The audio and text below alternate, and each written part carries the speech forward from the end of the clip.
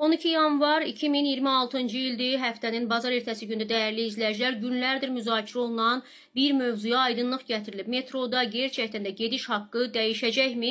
Bilirsiniz ki, Bakı Metropoliteni Qapalı Səhmdar Cəmiyyətinin Maliyyə Departamentinin rəisi Kamal Hüseynli daha öncə demişdi ki, məsafə, zona və sərnişin segmentlərinə əsaslanan diferensial tarif modelləri üzərində təhlillər aparırlar və bunun yaxın gələcəkdə tətbiqi də mümkündür. Bu o deməkdir ki, sərnişinlər, metroya minənlər, qatarların stansiyaların sayına görə və yaxud da ki, məsafəyə görə, zonaya görə ayrıca tariflər ödəyə bilərlər. Ehtimallar var idi və hamı maraqlanır. Gerçəkdən də metroda gediş haqqı dəyişdiriləcəkmi və Bakı Metropoliteni Qapalı Səhmdar Cəmiyyətinin İctimaiyyətlə Əlaqələr Şöbəsinin rəhbəri Bəxtiyar Məmmədov metroda gediş haqqının məsafəyə görə tətbiqi haqqında danışarkən deyib ki, bu məsələ hələlik uzaq perspektivdədir, yəni uzaq gələcəkdədir. Hazırda yalnız təhlillər aparılır və yaxın gələcəkdə konkret qərarın verilməsi də nəzərdə tutulmur. Dünya təcrübəsini öyrənirik deyir və mövcud yanaşmaları da araşdırırıq.